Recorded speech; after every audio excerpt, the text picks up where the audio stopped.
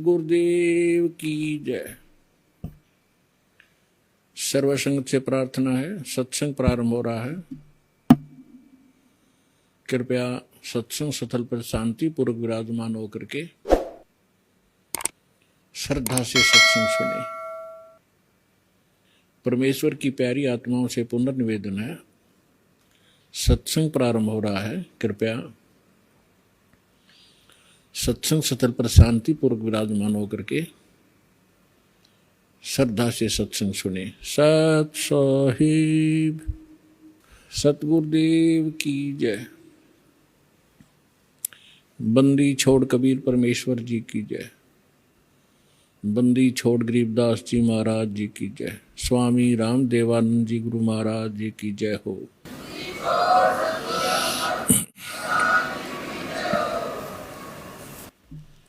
गरीब नमो नमो सतपुरुष को नमस्कार गुरु की नहीं। सुर नर मुनि जन साधु संतों सर्वस दी नहीं। सतगुरु साहेब संत सब दंडोतम प्रणाम। आगे पीछे मध्य हुए तिनको जहाँ कुर्बान। नराकार निर्विषम काल जाल वैभंजनम निर्लेपम निज निर्गुणम अकल अनुवेशंडुनम। सोहम सुरति समाप्तम सकल समान निर्तल। उज्ज्वल हिरंबर हरदमम बेपरवा अथाह वार पारनी मध्यतम। ग्रीव जो सुमर सिद्ध होई गणनायक गलताना। करो अनुग्रह सोई पारस पद परवाना।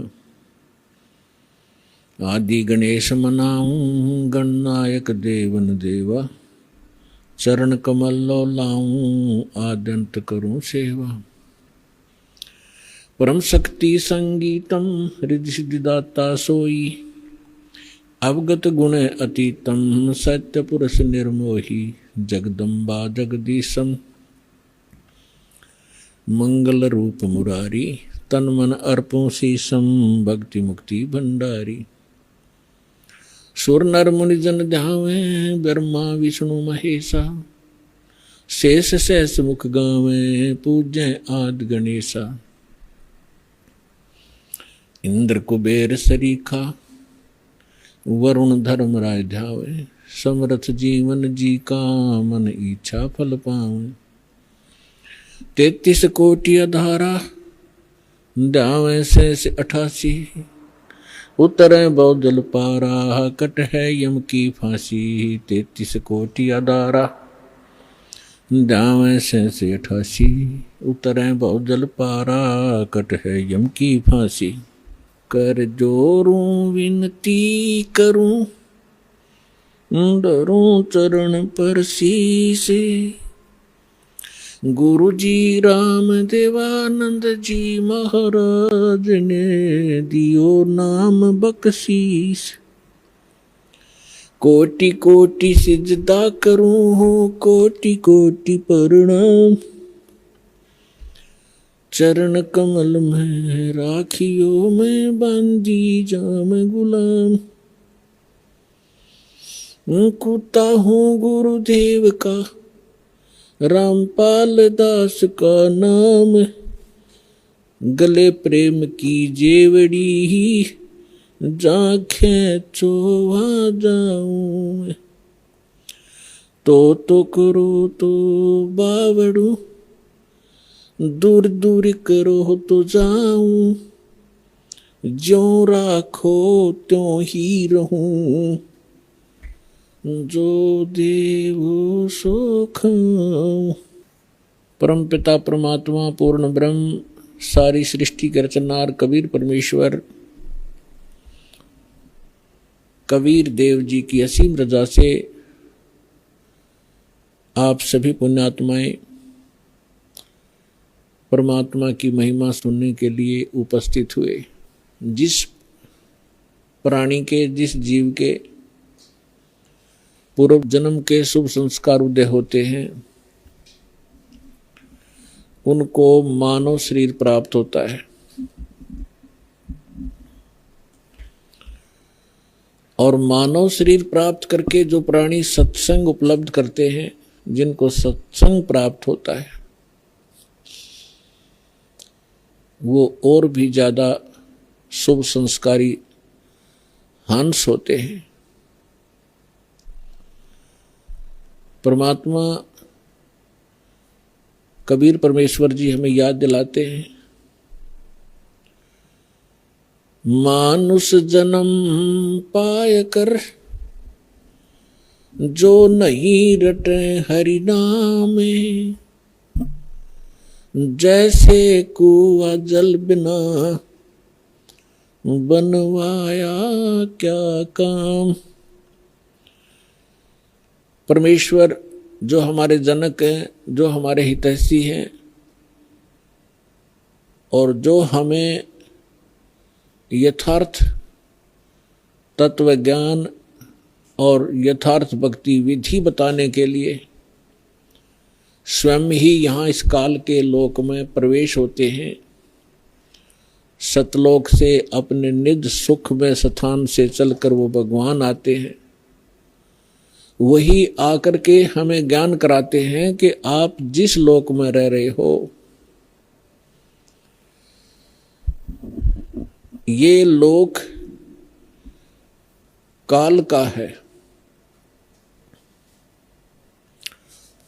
और काल के अर्थ से आप परिचित हैं।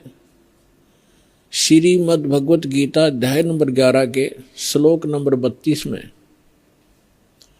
गीता ज्ञानदाता श्री कृष्ण जी में प्रवेश करके ये काल बोल रहा है।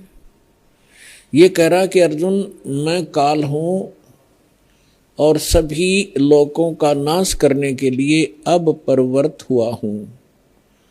अब श्री कृष्ण जी तो पहले ही अर्जुन के साथ थे, तो श्री कृष्ण ये नहीं कह सकते कि मैं काल हूं और अभी सबको खाने के लिए अब प्रवृत्त हुआ हूं, अब मैं प्रगट हुआ हूं।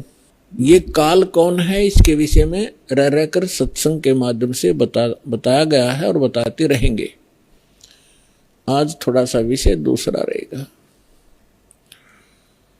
तो श्री कृष्ण जी के अंदर प्रवेश करके ये काल बोल रहा है। ये खुद कह रहा है कि मैं काल हूं और सबका नाश करने के लिए प्रकट हुआ हूं। तो इससे सहज समझ में आ सकता है, विचार किया जा सकता है कि जिसको हम भगवान मान रहे थे वो तो काल है। जिससे हम सुख की आशा करते थे उसके पास सुख नाम की वस्तु नहीं है।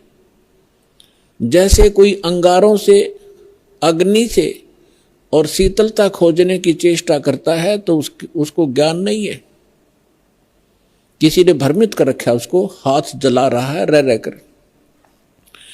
ठीक इसी प्रकार अब तक जितने ऋषि, महर्षि, साधु, संत हुए हैं जो परमात्मा से परिचित नहीं हो पाए, जिनको भगवान मिले नहीं, उन्होंने इस काल को ही परमात्मा जानकर इससे सुख प्राप्ति के लिए हजारों वर्षों तक अपने शरीरों को गला दिया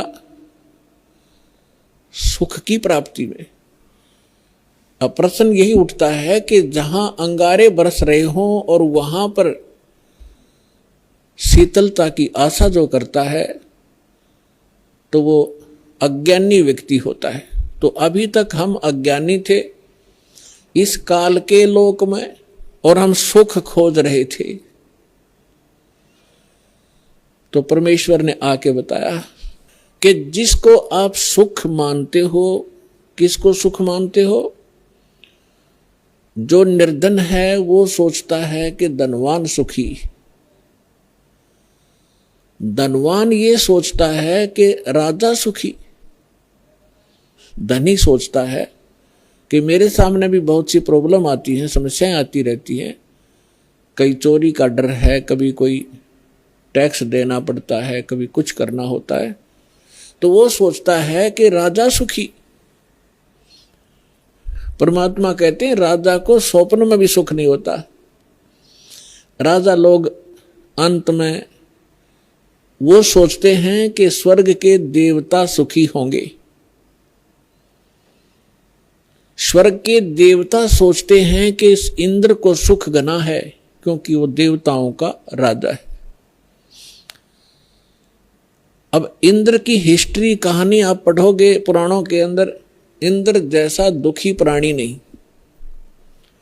इंद्र सोचता है कि ब्रह्मा विष्णु महेश सुखी होंगे, मुझे सुख नहीं, क्योंकि उसको पता होता है जितना निर्धारित समय उसका होता है उसको पूर्ण करने के उपरांत वो फिर 84 लाख योनियों में सबसे पहले गधे की योनि से प्रारंभ करता है अपने 84 लाख प्रकार के कष्टों में, जो प्राणियों के शरीरों में कष्ट उठाने होते। तो उसको रह रहकर वो बात याद रहती है कि इसके बाद मेरी ये हालत होगी, लेकिन उस झूठे सुख को वो छोड़ नहीं पाता, और छोड़ भी दे तो उसके पास विकल्प नहीं कि करूं क्या। ब्रह्मा विष्णु महेश सोचते हैं कि हम सुखी नहीं, क्योंकि उनका इतिहास देखिएगा। आप पुराणों को कभी पढ़ा हो, नहीं तो रिमाइंड करना कभी कभी। अब थोड़ा सा उदाहरण देंगे आपको। जैसे भगवान शंकर जी को हम भगवान माना करते थे, कंप्लीट गॉड मानते थे, मृत्युंजय कालज्ञ सर्वेश्वर महेश्वर कहा करते थे। इसको हम कहें कुछ भी, लेकिन ये परमात्मा नहीं है, कंप्लीट गॉड नहीं है। उदाहरण के लिए ये सुखी भी नहीं है। कैसे? एक समय विष्णु जी भी सुखी नहीं है। विष्णु अवतार श्री रामचंद्र रूप में राजा दशरथ के घर जन्म लिया, ये सभी हमारे धर्म गुरु भी बताते रहे हैं और इनके लीला, इनकी जीवनी भी बताती। श्री रामचंद्र उर्फ विष्णु जी कितने सुखी थे आपको खूब पता है। छोटी सी उम्र में विवाह हुआ, विवाह होते ही वनवास हुआ, और वनवास के अंदर उनकी धर्म पत्नी का अपहरण हुआ। रावण के साथ युद्ध हुआ, करोड़ों जीवों का विनाश हुआ। उसके बाद फिर वापस आए, लेकर अपनी धर्म पत्नी सीता जी को घर पे लेकर आए। किसी धोबी के कहने से उनको घर से निकाल दिया, गर्भवती को।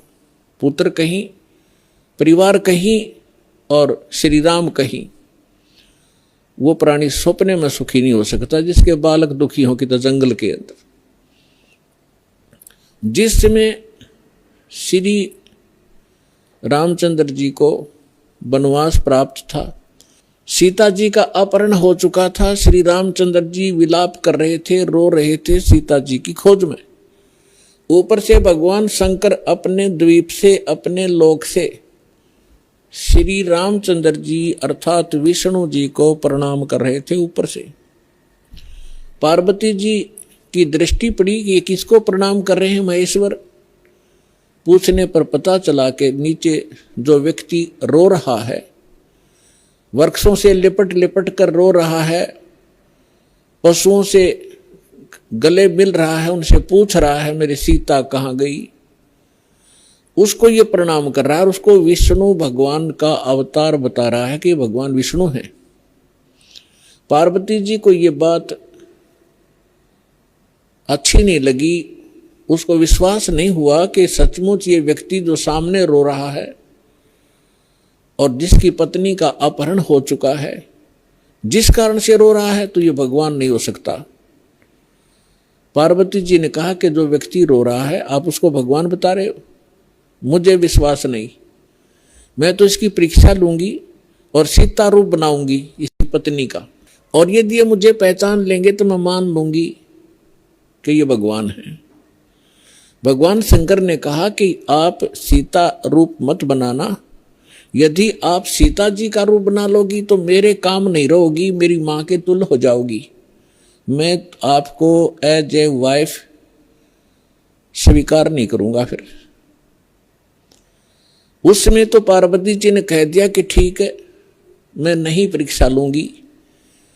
भगवान शंकर चले गए इधर उधर सैर सपट्टे को। पीछे से पार्वती जी ने सीता रूप बनाया, श्री रामचंद्र जी के सामने खड़े हो गए। उसमें श्री रामचंद्र जी की दिव्य दृष्टि यानी बुद्धि इस काल भगवान ने खोल दी। अपनी तो पत्नी का पता नहीं उसको कि कौन उठा ले गया, और सामने खड़ी पार्वती को पहचान लिया जिसने बिल्कुल as it is Sita ji का रूप बना रखा था। क्या कहा कि हे दक्ष पुत्री माया, आप भगवान शंकर को कहां छोड़ाए।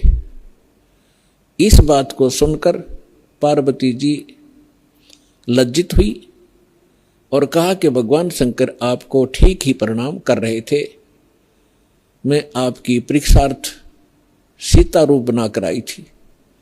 ये कहकर वो चली गई। अब इस कथा से आपको बहुत से परिणाम निकलेंगे, रिजल्ट निकलेंगे, निष्कर्ष निकलेंगे।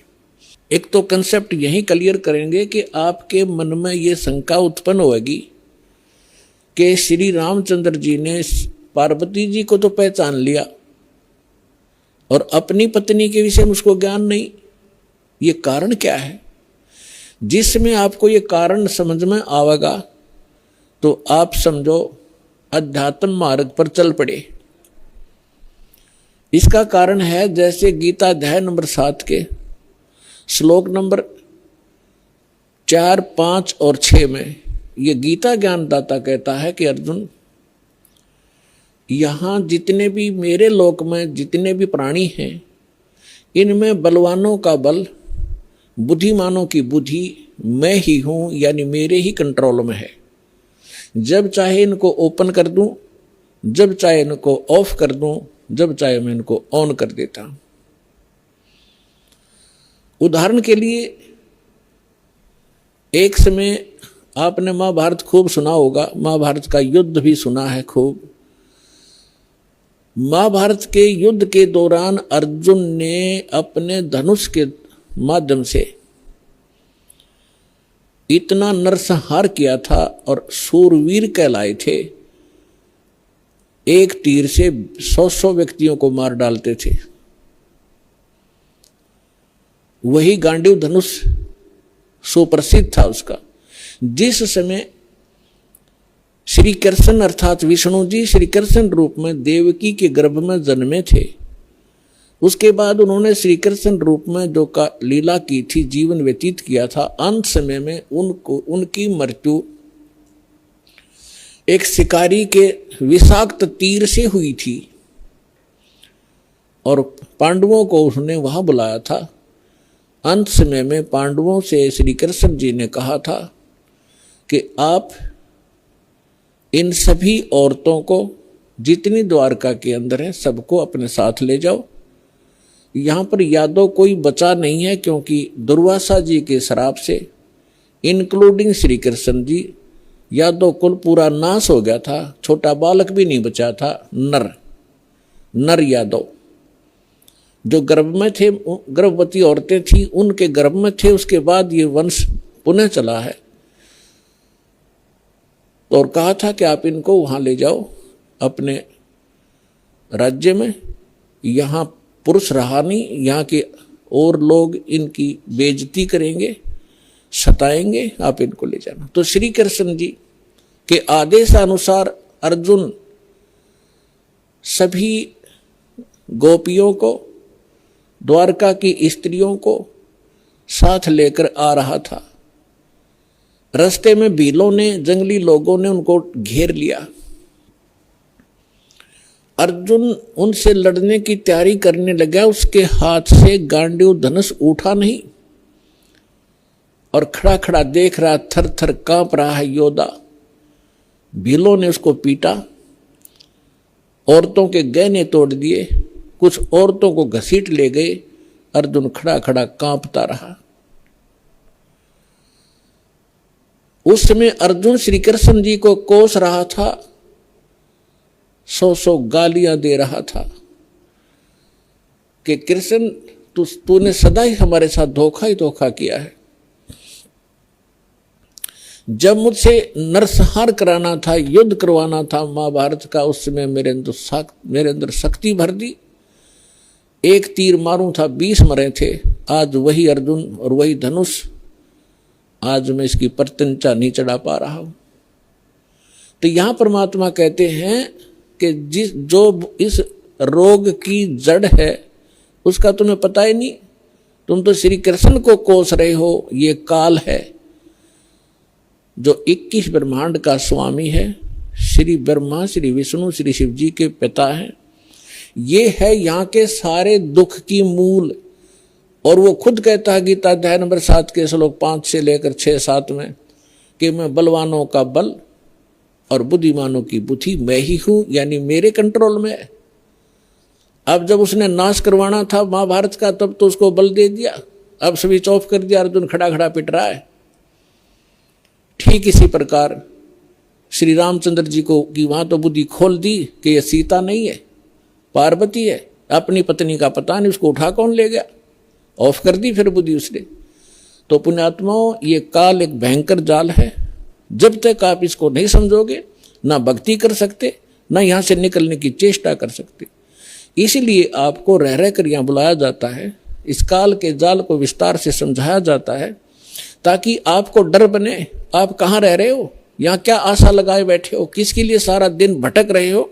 एक कोठी बनाऊंगा, एक बंगला बनाऊंगा, कार लूंगा, लड़का बड़ा अफसर बन जाएगा। कल मृत्यु हो जाती है लड़के की या पिता की। आप देख रहे कितने दुर्घटनाएं होती हैं। पीछे केदारनाथ के अंदर हजारों की संख्या में सपरिवार मारे गए ऐसे लोक में, और आप सुख खोज रहे हो। परमात्मा आके हमें बताया करते थे। तो भगवान परमेश्वर ने आके हमें बताया कि इसका एक विकल्प है। वो स्थान न्यारा है, वो भगवान न्यारा है जो कभी दुख नहीं देता। आप अंगारों में और शीतलता खोज रहे हो, आप काल के लोक में सुख खोज रहे हो। अब प्रसंग पर आते हैं कि ब्रह्मा विष्णु महेश भी सुखी नहीं। अब उधर से जब भगवान शंकर को पता लगा कि काल के हाथ में बुद्धि, उसने बुद्धि ऑन कर दी शंकर भगवान की, दिव्य दृष्टि से देखा और अपनी पत्नी से पूछा कि तू क्या सीता रूप बनाकर गई थी तू? तो उसने मना कर दिया कि नहीं, मैं नहीं गई भगवान, मैं नहीं गई। कि झूठ बोलती है तू झूठ बोलती है। इस बात से वो झिझक गई और चुप हो जाना ही उसका स्वीकृति मानी गई कि सचमुच इसने गलती की है।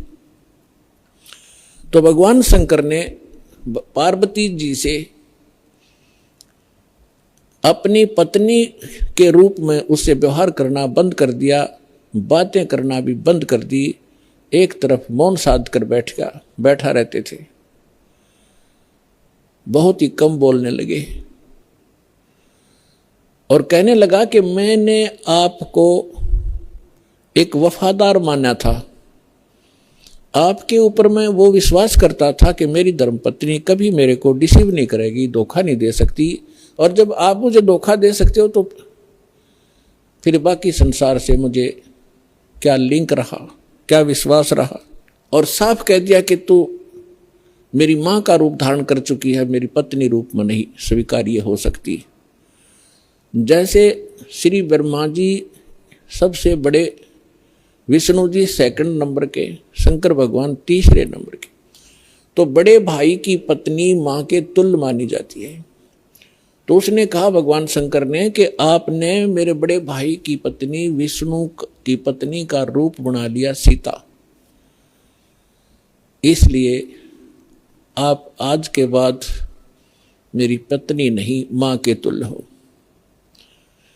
अब वो समझ गई कि इन्होंने जो फैसला ले लिया अटल होता है।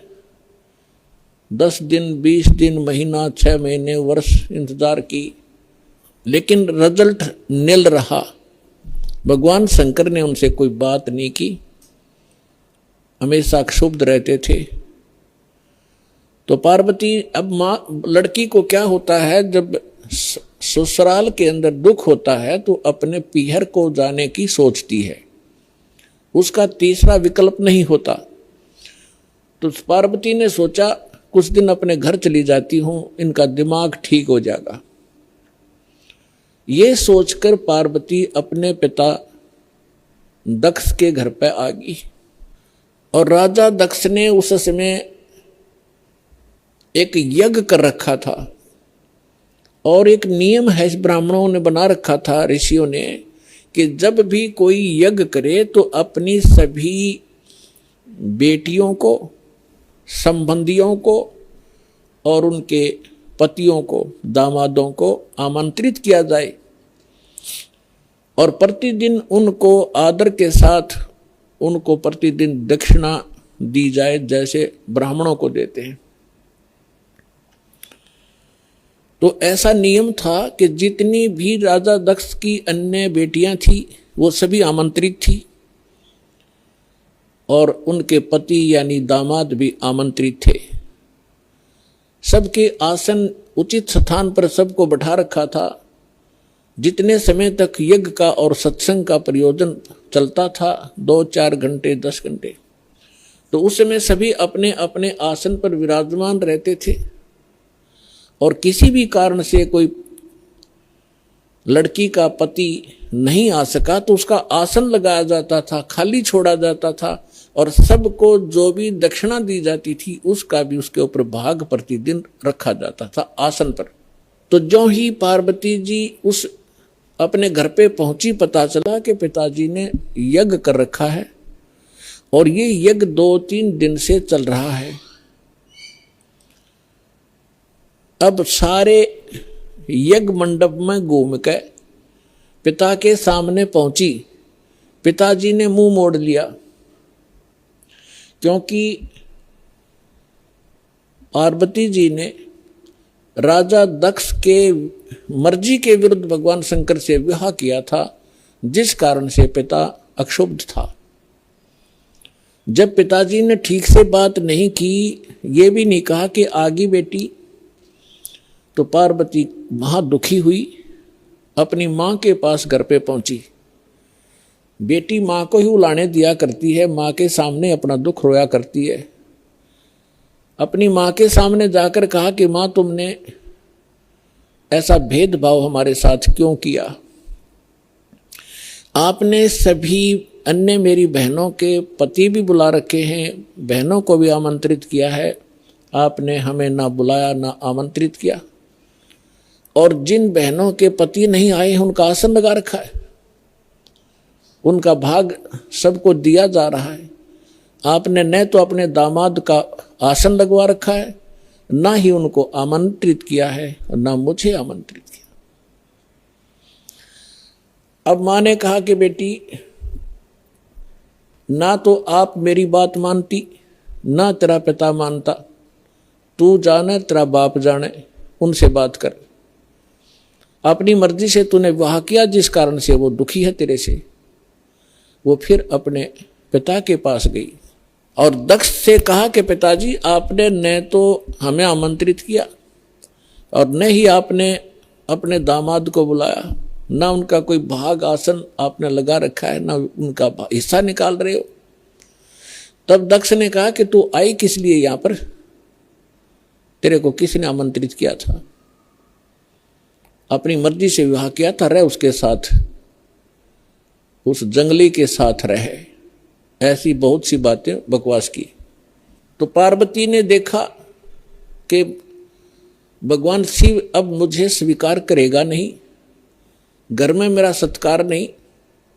तो उसी समय एक हवन कुंड बना रखा था, उसमें अच्छे गेर का 1 क्विंटल लकड़ और गेरे थे, चारों तरफ से डाल रहे थे वह ब्राह्मण ऋषि।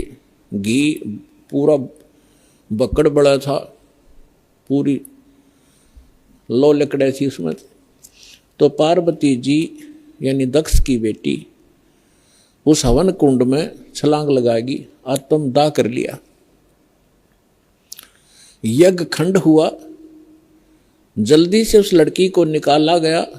तब तक उसका मांस जल चुका था, मर चुकी थी, अस्थि शेष रह गई थी, हार्ड शेष थी। लंबी कथा है, हम जिस उद्देश्य से ये कथा सुना रहे हैं उसी को लेंगे।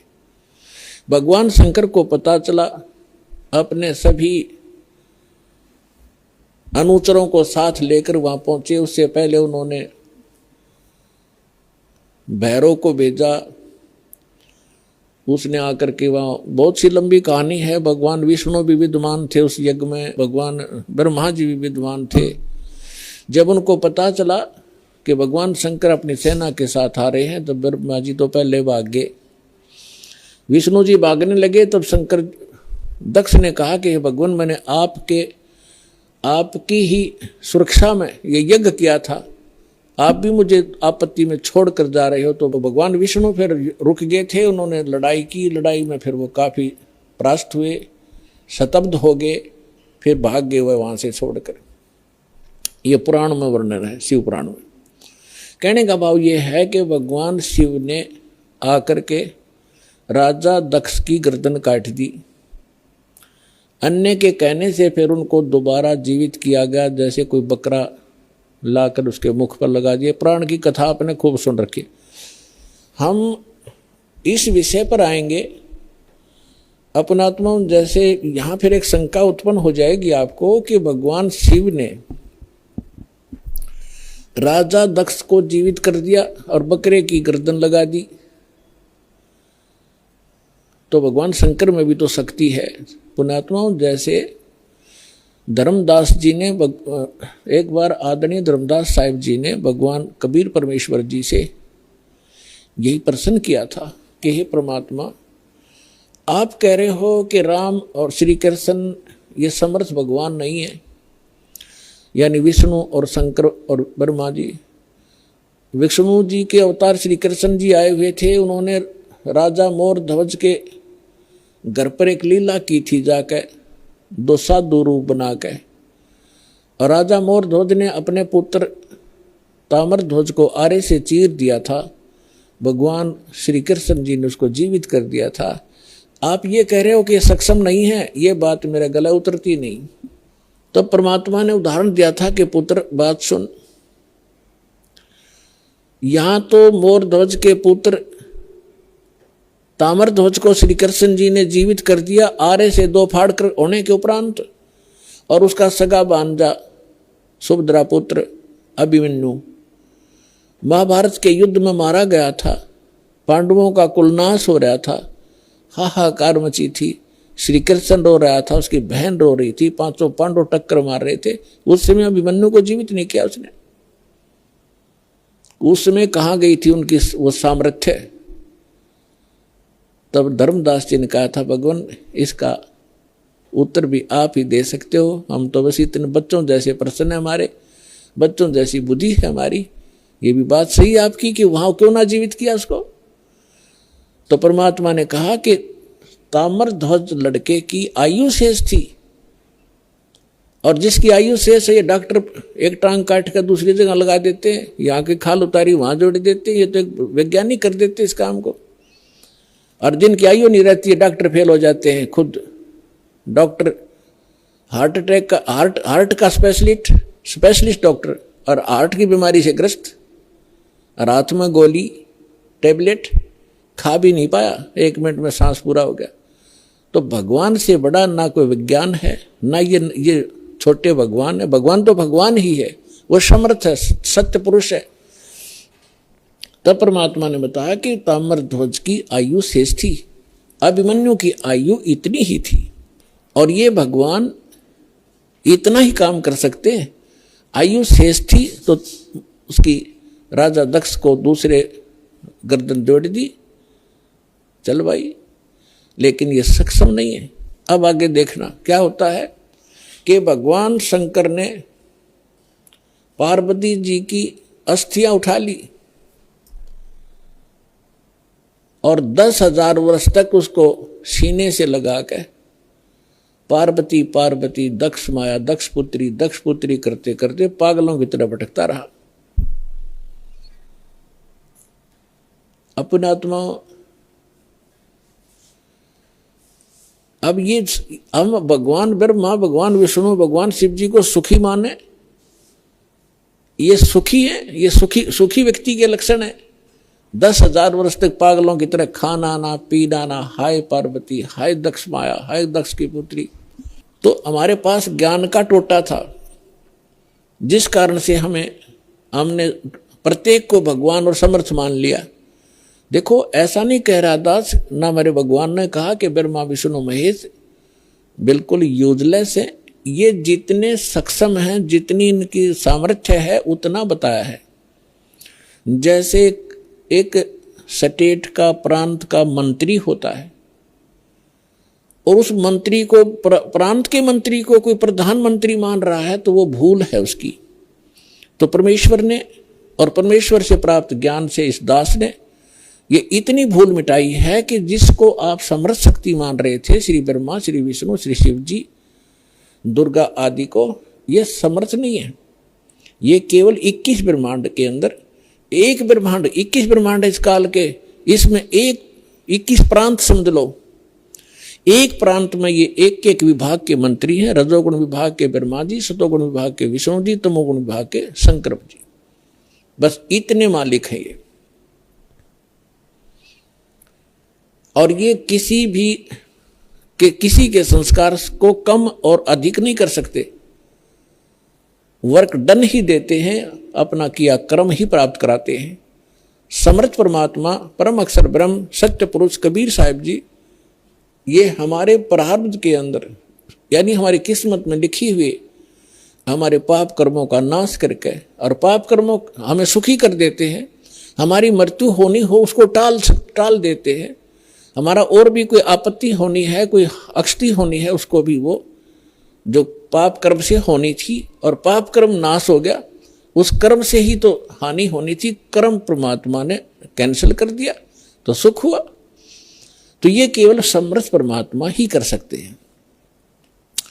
अब दास आज ये बता रहा था आपको कि परमात्मा ने हमें आकर के ये बताया है कि इस काल के लोक में, और आप सुख खोज रहे हो, जिनको आप परमात्मा माना करते थे, थारे भगवान, आपके भगवान सुखी नहीं, कभी सपने में सुख नहीं हुआ उनको। भगवान श्री कृष्ण जी का जन्म हुआ, मामा दुश्मन बन गया, जेल में जन्म हुआ, और मामा शत्रु पीछे पड़ा रहा।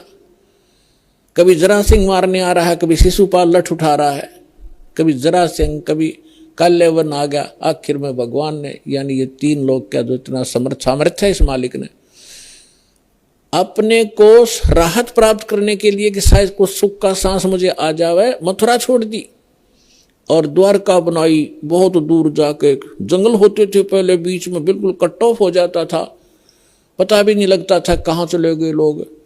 द्वारका समुद्र के अंदर एक टापू में जाकर अपना जीवन निर्वाह किया।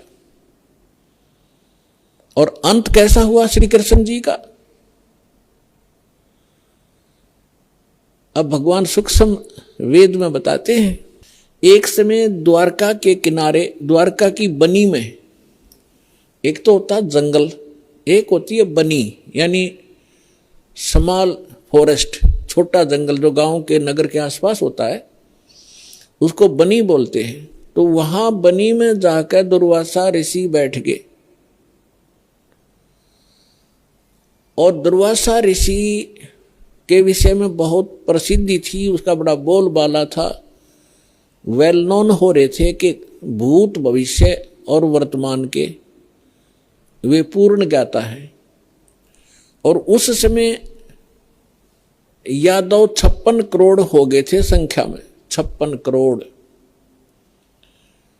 द्वारका के अंदर रहने वाले। और भगवान श्री कृष्ण जी ने कुछ एक ऐसे शरारती तत्वों को मार डाला था, जिस कारण से वो हीरो पाक गए थे। प्रत्येक के हृदय में ये हो गया था कि इनसे ताकतवर पृथ्वी पर कोई नहीं, जिस कारण से यादव अभिमानी हो गए थे। वो साधु संतों की जो सत्कार करना भी छोड़ गए थे, उनके साथ बदतमीजियां करना शुरू कर दिया था। इसी बहम में उनका वो टाइम आ गया नाश होने का। अहंकार पुण्यात्माओं कोय कर लियो, अंत में उसको बहुत भारी चोट लगेगी। जीव ही रहना चाहिए, जीव को अपनी औकात का पता लगा रहना चाहिए, ताकि वो आधीन बनकर रहे। आधीनी के पास है पूर्ण ब्रह्म दयाल, मान बढ़ाई मारियो बेअदबी सिरकाल। विभिक्षण का भाग बडेरा, दासातन आया तिसनेरा, दासातन आया विश्वे बीसा, अर्ता को लंक देई बख्शीसा। ये उदाहरण देकर समझा रहे हैं परमात्मा के आधीन व्यक्ति के साथ भगवान होता है, और यहाँ के जो झूठे मूठे सुख हैं वो भी उस आधीन और भक्त को ही प्राप्त हुआ करते हैं। रावण ने कितनी भक्ति की, सिर भी काट कर चढ़ा दिए, लेकिन अभिमान नहीं गया। जिस लंका को वो रखना चाहता था उस लंका को से भी हाथ धोना पड़ा अंत में उस अहंकारी प्राणी ने, और एक आधीन बनकर भगवान की भक्ति करता था। परमात्मा आए हुए थे, मुनिंद्र नाम से आए थे त्रेता युग में, जब मंदोदरी और विभीषण परमात्मा के शिष्य हुए थे। और परमात्मा के ज्ञान से आधीनी आती है, आधीनी शिक्षा पर सभी भगत के गुण संपन्न होते हैं, और जिसके अंदर भगत के गुण है वह भगवान रहता है।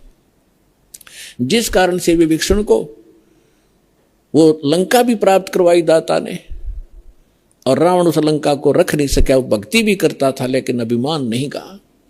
तो कहने का भाव ये है कि इस सत्संग से आपको हर एक पहलू पर रोशनी दी जाएगी, ताकि आप परमात्मा के इस तत्व ज्ञान की रोशनी से कहीं ठोकर ना खावें, कहीं गिर ना जावें, अपना काम ना बिगाड़ लें। ये फाउल पॉइंट आपको गिनवाए जा रहे हैं, भक्ति के अंदर दो होते। तो यहाँ परमात्मा कहते हैं कि आदीनी के पास है वो पूर्ण ब्रह्म दयाल, मान बढ़ाई मारियो हो बेअदबी सिरकाल। विभीषण का भाग बडेरा, के बड़भागी था विभीषण, के दासातन आया तिसनेड़ा, के उसके पास आधीनी आई। विभीषण का भाग बडेरा, दासातन आया तिसनेरा, दासातन आया विश्वे बीसा, जाको लंक दई बख्शीसा। ऐसा दासातन है भाई, लंक बख्शते वार न लाई। फिर परमात्मा कहते हैं कि उस नम्र आत्मा विभीषण भगवान की सतभक्ति करता था, तो यह झूठा सुख भी अगर तुम्हें चाहिए तो भी इस तरीके से मिलेगा। अधीन रहो, जब तक रहो आपको सुख का सांस रहेगा और फिर मोक्ष प्राप्त हो जाएगी। अब हम आते हैं उसी प्रसंग पे कि यादव सभी भगवान श्री कृष्ण जी की आड़ में अहंकारी हो गए, साधु संतों का सत्कार त्याग दिया, उनके साथ मजाक करने लगे। तुम क्या हो, तुम भटकते फिरते हो जंगल में, हैं, अपना कोई धंधा करके क्यों नहीं खाते हो, इस तरह की भाषा बोलने लगे। उस समय दुर्वासा जी उस बनी में जाकर बैठ गए, द्वारका के बाहर थोड़ी सी दूरी पे। और द्वारका के अंदर इस बात की एक ऐसी रूमर चली, चर्चा का विषय बना के एक महापुरुष आए हैं दुर्वासा जी, बड़े पहुंचे हुए संत हैं और भूत भविष्य और वर्तमान की सब जानते हैं। श्री कृष्ण जी के पुत्र प्रद्युम्न और उसके साथियों ने मिलकर एक कुबद सूझी, उन्होंने एक फैसला लिया कि भाई ऐसे सुन रहे हैं कि ये दुर्वासा जी बड़े पहुंचे हुए महापुरुष हैं और भूत भविष्य की सारी जानते हैं, इसकी परीक्षा लेते हैं। उन्होंने क्या किया कि प्रद्युम्न को, श्री कृष्ण जी के पुत्र को, एक स्त्री का स्वांग करवा दिया, स्त्री के कपड़े बना दिए और एक गर्भवती स्त्री का स्वांग बना दिया। पेट के ऊपर एक कढ़ाया, जैसे छोंक छांक लाने की छोटी सी कढ़ाई हुआ घर में रसोई में, एक छोटी सी कढ़ाई पेट का बांध दी और ऊपर के उसका लोगड़ बांध दिया रुई सी, फिर कपड़ा बांध दिया और ऊपर के और ताले कपड़े पड़ा दिए और मुंह ढक लिया, घूंघट काट के चल पड़ी। 10-12 उसके साथ और जो शरारती स्कीम बना कर गए थे वो गए। दुर्वासा जी के पास जाकर उन्होंने कहा कि भगवान प्रणाम हो ऋषि जी को, हम आपके पास एक समस्या लेकर आए हैं। दुर्वासा जी ने पूछा, बोलो भाई क्या है तुम्हारी समस्या? कि ये व्यक्ति और ये इसकी पत्नी इनके विवाह को 10-12 वर्ष हो गए थे। ऋषि जी अब भगवान ने दया बख्शी है या गर्भवती हुई है और ये उतावले हो रहे हैं, आपके बारे में सुना है कि आप भूत भविष्य और वर्तमान की सारी जानने वाले हो, तो ये आपसे ये पूछना चाहते हैं कि इसका लड़का होगा कि लड़की। अब दुर्वासा जी ने अपनी दूरबीन ला के देखा, देव दृष्टि, उसे वो समझ गया कि बकवास कर रहे हैं रामजादे। लाल आंख करके और ठाया चिमटा ने बोला यादव कुल का नाश होगा, इससे तुम्हारा ना सर्वनाश होगा यादव कुल का, भाग जाओ रामजादो, तुम क्या कर रहे हो। और ये तो भाग लिए बालक, आगे थारा नाश होगा इससे। अब वो बच्चे भाग आए गांव में, बच्चा तक ये था, पोता लड़का हो रहा था निरुद्ध, उसका परिधुम बन गए। बाकी कुबत तक कभी भी ये जो बुरा कर्म होता है आदमी को किसी न किसी एज में दुख जरूर देगा। तो नगर में जब आए उन्होंने सबको बताया कि ऐसे ऐसे हम गए थे। दुर्वासा जी तो सचमुच जान गए, वो तो सचमुच जानकार है। उन्होंने बता दिया कि ये गर्भवती नहीं है और तुम्हारा नाश होगा, जिससे तुमने गर्भ बना रखा है इसका, इससे तुम्हारा नाश होगा। तो गांव के जो मुखिया और बुद्धिमान से व्यक्ति बुजुर्ग थे, उनको चिंता बनी कि बच्चों ने तो बकवाद कर दी और उसने श्राप दे दिया, सारे मरेंगे तब। तो उनमें से कुछ कहने लगे कि हमारे सिर पर भगवान श्री कृष्ण बैठे हैं। वाह भाई वाह, ये भी कोई डर की बात है, चलो उसके सामने उनसे प्रार्थना करते हैं। अब श्री कृष्ण जी के पास गए, श्री कृष्ण जी से जाकर अपना चिंता का विषय बताया कि भगवान ऐसे ऐसे बच्चों ने मजाक कर दिया और दुर्वासा जी ने श्राप दे दिया, और दुर्वासा जी का श्राप तो बेजायल कैसा है, ये तो वापस हो ही नहीं सकता। तब श्री कृष्ण जी से कहा कि आप ही हमारी रक्षा कर सकते हो, आप समर्थ हो, सर्वशक्तिमान हो, आप विष्णु अवतार हो, जैसे भी उनके गुणगान किए। श्री कृष्ण जी ने कहा कि भाई देखो, बच्चों को वहीं भेजो और दुर्वासा जी से माफी मांगे, वो अक्षमा करेगा तो बात बनेगी। उन बच्चों को लेकर नगर के मुखिया व्यक्ति, मौजिद से जो बुद्धिमान व्यक्ति बुजुर्ग से सारे साथ गए, हजारों की संख्या में। दुर्वासा जी के सामने उन बच्चों को कहा कि माफी मांगो। उन्होंने प्रणाम किया, माफी मांगना चाहा, अक्षमा याचना की, लेकिन दुर्वासा जी ने कहा कि जो मेरे मुख से वचन निकल गया वो वापस नहीं हो सकता। आप जाइए, अपने बच्चों को समझा के रखना चाहिए था, साधु संतों के साथ बकवास नहीं किया करते, आप जा सकते हैं। अब इसको वापस करना मेरे बस की बात नहीं है। फिर वापस आ गए, फिर श्री कृष्ण जी के पास के भगवान, उन्होंने तो मना कर दिया कि मैं आप कुछ नहीं कर सकता।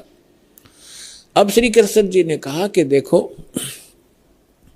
किस चीज से अपनात्माओं, इस कथा से आपको बहुत सा ज्ञान होगा, हर पहलू पर इस पर विचार दास आपको देगा। अब देखो, हम किसी, ये जो श्राप दे दिया है 3 ताप के अंदर आता है। किसी को श्राप दे देना, किसी पर गाल देना, किसी का प्रेत आत्मा छोड़ देना, किसी का जंतर मंत्र कर देना, किसी के ऊपर काला जादू कर देना, ये 3 ताप के अंतर्गत आते हैं। और इन 3 तापों के दुख से पूरे यादवग्रस्त हो गए और श्री कृष्ण भगवान कल आवे। श्री कृष्ण जी उस ताप से मुक्त नहीं कर सका, उनका नाश हुआ लास्ट में। हालांकि समाधान भी बताया उन्होंने। अब और जितने इनके पुजारी हैं, राम कृष्ण ब्रह्मा और शंकर भगवान के जो संत हैं, उनके गुरु ने उन पदों पर बैठे हैं, वो भी समाधान बताते हैं। जब श्री कृष्ण जी के समाधान बताने से जो साधना क्रिया उसने बताई, उनके करने से कुछ लाभ नहीं हुआ, तो ये इनके जो पुजारियां के बताए हुए समाधान से आप क्या लाभ लोगे, इससे इतना निष्कर्ष निकलेगा। अब क्या हुआ कि श्री कृष्ण जी ने कहा कि देखो, चिंता मत करो, सीधा सा हल है इसका कि किस से हमारा नाश होगा, कि जो कढ़ाई बांधी थी पेट पे, लोहे की कढ़ाई, और जो कपड़े पहन रखे थे, वो लोगड़ रुई लगा रखी थी, इनको तो जला दो, कपड़ों को तो। रही बात कढ़ाई की, उस कढ़ाई को प्रभास क्षेत्र में चले जाओ, जमुना के किनारे सारे, और अपने ड्यूटी लगाओ 5-5, 10-10, 20-20 व्यक्तियों की डेली, कि उस कढ़ाई को पत्थर पर घिसा घिसा कर उसका चूरा बनाकर जमुना में फेंक दो। ना रहेगा बांस और ना बजेगी बांसुरी। सबने बड़ा अच्छा लगा कि भगवान श्री कृष्ण ने तो कमाल कर दिया, वाह भगवान, वाह भगवान। कि वो गुरु भी थे, श्री कृष्ण जी आध्यात्मिक गुरु भी थे पांडवों के और यादवों के। तो इस बात को सुनकर सभी ने खुशी मनाई कि ठीक है, ना रहेगा बांस ना बजेगी बांसुरी। लगा दिए 20-20, 50-50 व्यक्तियों की सेवा कि जाओ जहाँ भगवान ने बताया उस क्षेत्र में जाके, प्रभास क्षेत्र में, और जमुना के किनारे पत्थरों पर घिसा घिसा कर चूरा बना दो। अब घिसाण से पहले दोनों कड़े थे, वो कड़े तोड़े पहले तो अलग अलग पकड़न के। अब उन कड़े घिसाण की ड्यूटी अलग दे दी 4-4, 5 की, कि तुम्हारी ये कभी कितने दिन में घिसाओ इनको। बाकी उन्हें घिसा घिसू के वो कड़ा चूरा बना दिया। एक के पास 2-4 को कड़ा मिला था, जिसने लास्ट में थोड़ा सा रह गया था, वो गोल गोल नोका चमक गया। तो उस चमकदार सा घिसाने से चारों तरफ से चमक गया वो। तो उसने सोचा, जो आलसी सा था, सब ने अपना काम कर दिया, मेरा भी घिसा नहीं। तो उसने सोचा इसे एक कड़े में के बिजली पड़ा, यूं की उसने जंगल में उस जमुना में फेंक दिया वो कड़ा। बाकी शेष कढ़ाई घिसा दी थी, उसका चूरा बना दिया। अब वो किसी मछली ने खाद्य पदार्थ जानकर वो खा लिया। उस मछली को पकड़ लिया एक शिकारी ने, जिसका नाम बालिया नाम का एक दीमर था, जो मछियारा था। उसने पकड़कर मच्छी जब ले गया, वह काटी, मछली काटी तो उसमें से वो सफेद धातु निकली, बहुत चमकीली। तो शिकारी ने सोचा कि ये हो ना हो कोई अच्छी फौलाद होगी या कोई चांदी ना हो। वो लेके गया सुनार के पास। सुनार कहने लगा भाई ये चांदी नहीं है, ये तो अच्छा फौलाद अच्छा है। वो लोहार के पास ले गया। लोहार ने कहा कि बहुत अच्छा इस्पात है और इसका क्या बनाऊं। तो शिकारी ने कहा कि मेरे इस तीर का आगे का एरो बना दे, मेरे सर के ऊपर डाल दे, इसने बना के विषाक्त बना देना। तो उसका तीर के जो बाण होता है तीर का, उस बाण के आगे एक गोल एरो होता है तीखा, ताकि वो पशु पक्षी के जाके सीधा लगे, मार दे उसको। तो वो विषाक्त बनवा लिया। उधर से कुछ दिनों के बाद, उधर से जिन्होंने वो चूरा फेंका था जमुना में, उसका घास उग गया, जैसे डाब कुश, जैसे कुश होती है ना, कुशा की तरह, और जैसे ईख देखा हो, ईख जैसे पत्तों का, और तेज धार के पत्ते उसके। जैसे आपने, हमें मालूम है कि जैसे कई बार डाब होती है जिसको कुश बोलते हैं, कुशा, उसके इतने तीखे पत्ते होते हैं, उंगली का लपेटा आ जाए तो उंगली काट देता, वो आधे से ज्यादा काट देता, आधी, इतने तेज पत्ते होते हैं। लेकिन वो तो दुर्वासा के श्राप से शापित था, वो एक ऐसा घास उग गया। उधर से क्या हुआ, कुछ दिनों के बाद, 1 वर्ष 2 वर्ष 4 वर्ष के बाद क्या हुआ, आपस में द्वारका के अंदर झगड़े शुरू हो गए। छोटे बड़े की लाज रही नहीं, थोड़ी सी बात पर मार काट मचा दी, छोटी सी बात पर कत्लेआम करने लग गए। फिर गांव के लोग पहले धार्मिक बहुत होते थे, अभी तक हुआ करते थे। गांव के अंदर कोई भी आपत्ति होती थी, साधु संतों से उसका विकल्प, उसका समाधान चाहा करते थे कि किसी तरह शांति हो नगर में। तो उनके पास तो श्री कृष्ण ही थे final, first and final, last and final. Shri Krishna ji के पास गए। श्री कृष्ण जी से बताया कि भगवान पता नहीं नगर में क्या बढ़ गया, क्या घुस गया नगर के अंदर, कोई किसी की बात सुनने को तैयार नहीं, बड़े छोटे की लाज रही नहीं, जरा सी बात होती है लट्ठम लट्ठा कत्लेआम होने लगे। भगवान कोई दया बख्शो, कोई समाधान बताओ इसका। तो श्री कृष्ण जी ने क्या समाधान बताया कि अभी तुम्हारे ऊपर दुर्वासा जी का जो श्राप है वो प्रभावी हो गया, वो फल रहा है। तो बड़े चिंतित हुए पहले तो भगवान ने समाधान बताया था कि सारे ने घिसा घिसू का चूरा बना कर डाल दो जमुना में, ना रहेगा बांस, ना रहेगी बजेगी बांसुरी। जब वो इस बात से संतोष पाया था लोगों ने कि चलो हो गया समाधान, और आज फिर श्री कृष्ण जी वही कह रहा है कि दुर्वासा जी का श्राप तुम्हारे ऊपर फल रहा है।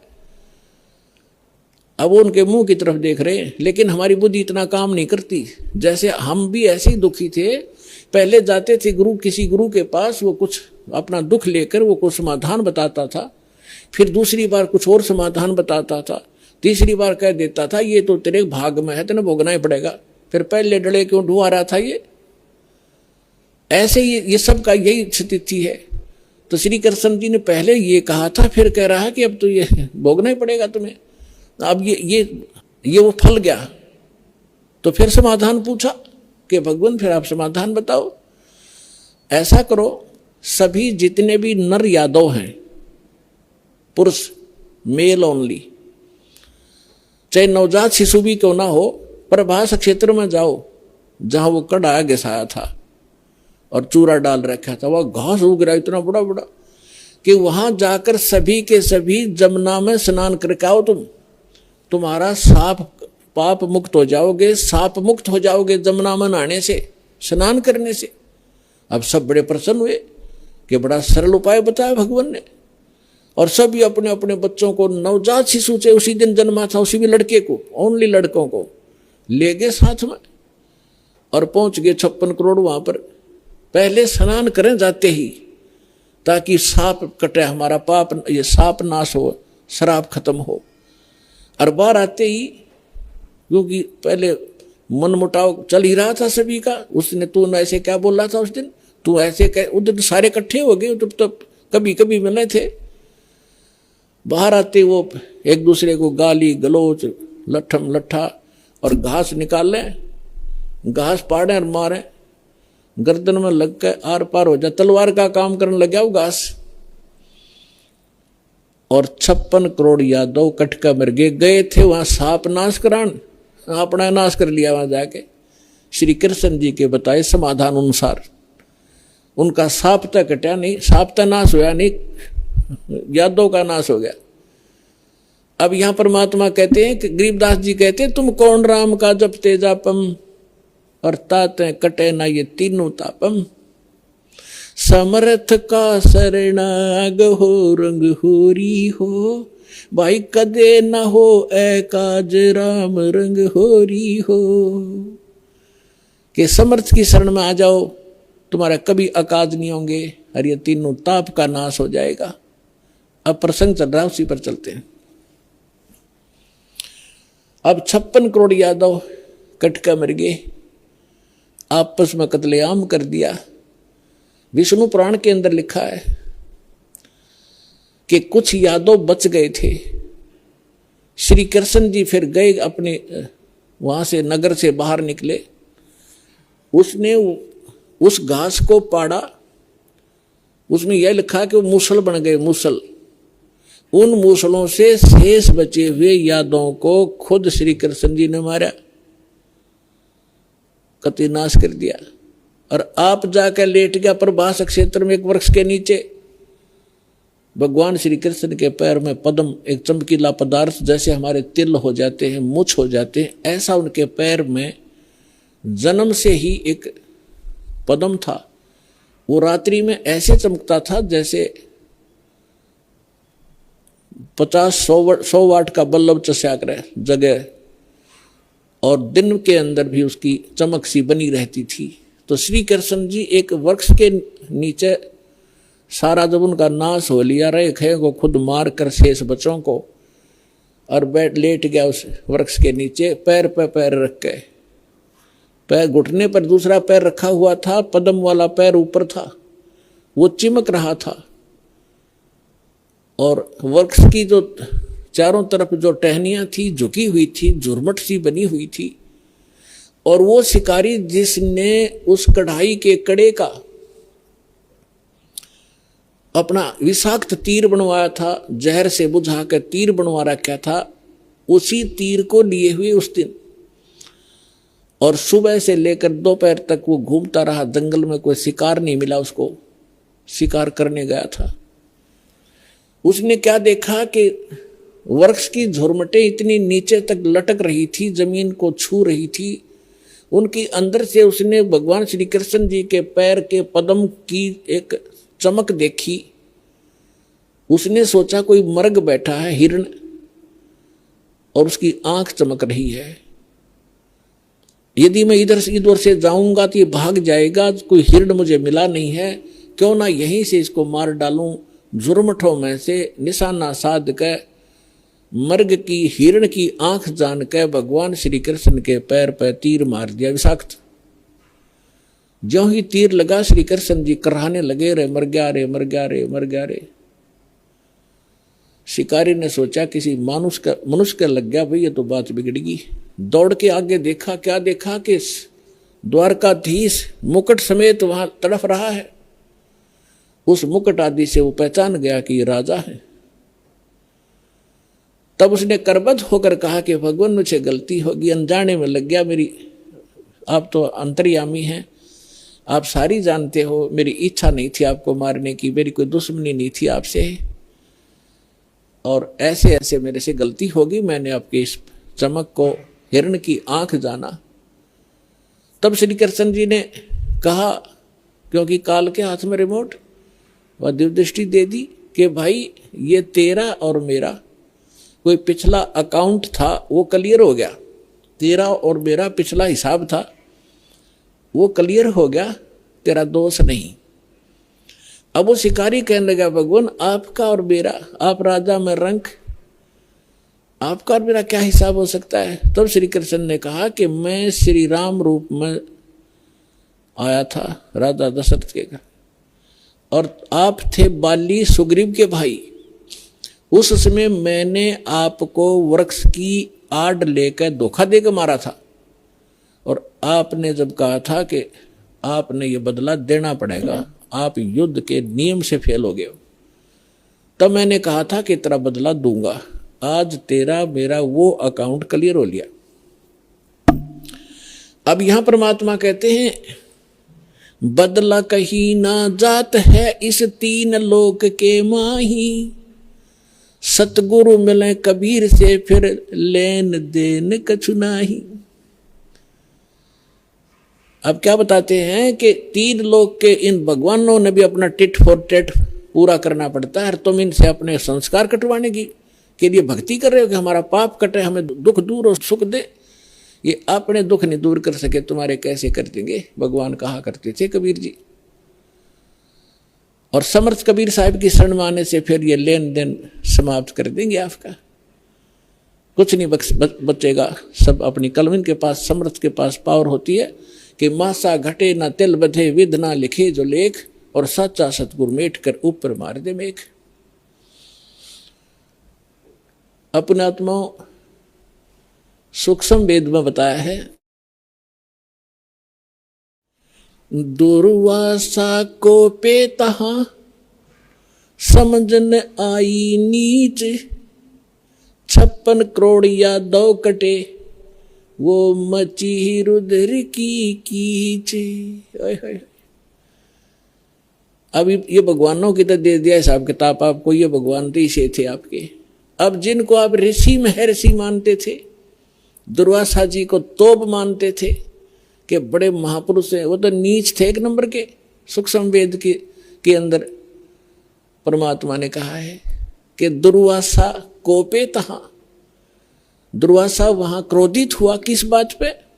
बच्चों ने मजाक कर दिया कि बिजली गिर गई थी, साधु संत ठीक है बेटा भाग जाओ, खबरदार आगे बकवाद करी है निकम्यो, ऐसे करते संतों के साथ मजाक करते, इतना कह के छोड़ सके था। और शराब दे दिया तुम्हारा नाश होगा। आम व्यक्ति से भी गिरे हुए थे ये लोग, जिनको मैं ऋषि माना करते थे। एक बुजुर्ग आदमी बड़े आदमी से को बालक मजाक भी कर ले, उसको इतना भयंकर शराब दिया करते हैं। पूरे आत्माओं जैसे किसी के हाथ में बंदूक है, पिस्टल है, और कोई बालक मजाक कर दे और उसका वो गोली मार दे, वो तो एक ढेर आदमी होगा समर्थ, उसको पता है कि तू कितनी भयंकर वस्तु लिए रहा है, किसके ऊपर दाग रहा है। वो नीच व्यक्ति होता है, मजाक करने पे भी इतनी भी सहन नहीं कर सकता। तो इस स्थिति के थे वो ऋषि, उनके पास ये हथियार थे वचन के और श्राप देने के। तो यहां सूक्ष्म वेद में लिखा है कि दुर्वासा को पेतहा, क्रोधित हो गए और समझ न आई नीच, ये भी नहीं सोचा तू क्या करने जा रहा है, और 56 करोड़ यादव कट गए और वह मची रुद्र की कीच, यानी रक्त की 11 माच की, खून की 11 मच की, 56 करोड़ आदमी जहां लाश हो जाए और नदी बह कर चल पड़े खून की, रक्त की। तो यहां पुण्यात्माओं, ना तो ये भगवान समर्थ जिनको हम पूजा करते, ना ये ऋषि एक अन्य के जिनको ज्ञान ही नहीं था, इनको ये नहीं पता भगवान कौन है। अब ये भगवान के लिए निकले थे घर से, साधना करेंगे, भक्ति करेंगे, अंगारों से शीतलता की खोज करने लगे। अंगारों पर चलने के अभ्यस्त हो गए। थोड़ी आंच को भी हम, थोड़ी ही आग को, आंच को हम सुख मान रहे।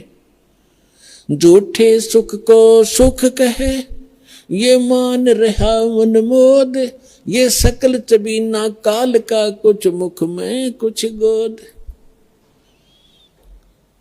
परमात्मा क्या कहते हैं, भाई तन दर सुखिया कोई न देखा, जो देखा सो दुखिया हो, उदय अस्त की बात करे मन, सबका किया विवेका हो, सबका किया विवेका हो। तन दर सुखिया कोई न देखा, जो देखा सो दुखिया हो, उदय अस्त की बात करे मन, सबका किया विवेका हो, सबका किया विवेका हो। भाई घाटे बाधे सब जग दुखिया, के गृहस्थी बैरागी हो, घाटे बाधे सब जग दुखिया, के गृहस्थी बैरागी हो। सुख देव ने दुख के डर से, गर्भ में माया त्यागी हो, गर्भ में माया त्यागी हो। तन दर सुखिया कोई न देखा, जो देखा सो दुखिया हो, उदय अस्त की बात करते हैं मन, सबका किया विवेका हो, सबका किया विवेका हो। भाई जंगम दुखिया योगी दुखिया, तपस्वी को दुख दूना हो, जंगम दुखिया योगी दुखिया, तपस्वी को दुख दूना हो। आशा तृष्णा सब में व्यापे, कोई महल न सुना हो, कोई महल न सुना हो। तन दर सुखिया कोई न देखा, जो देखा सो दुखिया हो, उदय अस्त की बात करते हैं मन, सबको किया विवेका हो, सबका किया विवेका हो। भाई साच कहूं तो जग न माने, पर झूठ कही ना जाई हो।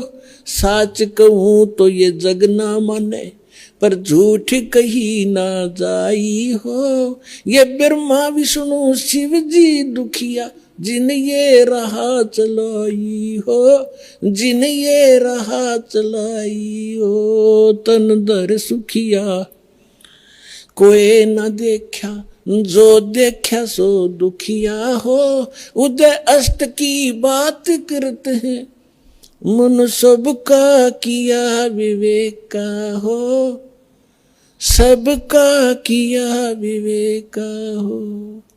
भाई सूरपति दुखिया भूपति दुखिया, रंक दुखी बपरीती हो। सूरपति दुखिया भूपति दुखिया, रंक दुखी बपरीती हो।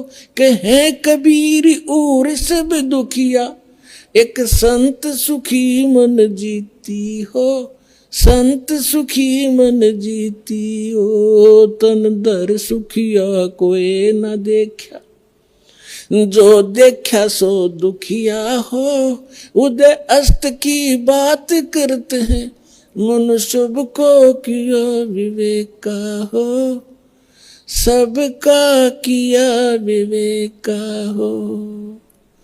सूरपति दुखिया भूपति दुखिया, रंक दुखी बपरीती हो। सूरपति दुखिया भूपति दुखिया, रंक दुखी बपरीती हो। कहे कबीर और सब दुखिया, एक संत सुखी मन जीती हो। संत सुखी मन जीती हो, तन दर सुखिया कोई न देखा। जो देखा सो दुखिया हो, उदय अस्त की बात करते हैं, मन सबका किया विवेक का हो, सबका किया विवेक का हो। पुणात्मा, सौभाग्य आपका और धन आपके माता पिता जिनसे जन्म हुआ। आपको वो अनमोल वचन सुनने को मिल रहे हैं जो इन ब्रह्मा विष्णु महेश को भी छींट भी नहीं लगी थी इस ज्ञान की, जो आपके ऊपर वर्षा कर दी भगवान ने। कभी सीडी के माध्यम से, कभी सत्संग के माध्यम से, कभी चिप के माध्यम से परमात्मा आपकी आत्मा पर वर्षा कर रहे हैं। और इस ज्ञान से एक बार परिपूर्ण हो जाना, आप देखना फिर भगवान यहाँ भी सुख देगा और सतलोक में जाओगे जहाँ कभी मृत्यु नहीं होती, कभी वृद्ध अवस्था नहीं आती, किसी चीज का अभाव नहीं वहां पर। अब जो प्रसंग चल रहा है, जिस लोक में आप रह रहे हो ये अंगार बरस रहे हैं, और जहां अंगार थोड़े से कम हैं, हल्की आग वाले, हम उनको सुख मान बैठे हैं। अब क्या बताते हैं कि घाटे बाधे सब जग दुखिया, और के गृहस्थी बैरागी हो। अब देखो पुणात्मा, परमात्मा पाने के लिए जिसने घर त्याग दिया, हम उसको बैरागी मानते थे, सन्यासी मानते थे। अब वो बैराग प्राप्त करना और सन्यासी होना हमने कहां से ग्रहण किया, कौन से ग्रंथ से प्राप्त किया हमने ये ज्ञान? श्रीमद् भगवत गीता अध्याय नंबर 3 के श्लोक नंबर 4, 5, 6, 7 में स्पष्ट वर्णन किया है कि अर्जुन, यदि तू काम छोड़ कर कर्म सन्यासी बन गया, जंगल में जा बैठा, तेरा निर्वाह कैसे होगा, पेट कैसे पालेगा तू? इसलिए तू काम भी कर और भक्ति भी कर। फिर ये कहां से लाए, जंगल में घर छोड़ कर चले गए, जंगल में जाकर सुख होगा?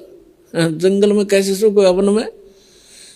अब घर में सारी सुविधा आपको, समय पर रोटी मिल रही है, झोपड़ी है, मकान है, जैसा भी आपको सुविधा क्रमानुसार मिली है उसमें संतोष करो और उसमें बैठ कर अपना भक्ति करो। समय पर भूख लगेगी तो खाना खाया, भूख समाप्त हुई, वह इच्छा खत्म हुई, वो कल्पना समाप्त हुई तो भक्ति करेगा। यदि रोटी मिली नहीं तो भक्ति कैसे करेगा? उसी को सोचता रहेगा कहाँ से लाऊं, कैसे मिलेगी। भक्ति का सुमरण, रोटी का सुमरण होगा, वो भगवान का नहीं होता। अब जैसे घर छोड़कर चला गया, वैरागी बन गया, वहां जाकर गर्मी भी लगेगी, सर्दी भी आवेगी, वर्षा भी होगी, उसके लिए फिर झोपड़ी डालनी पड़ेगी, उसने झोपड़ी या गुफा खोदनी पड़ेगी। और भूख लगेगी, फिर गांव में जाना पड़ेगा मांगने के लिए, दिए माई गालिए दिए एक रोटी।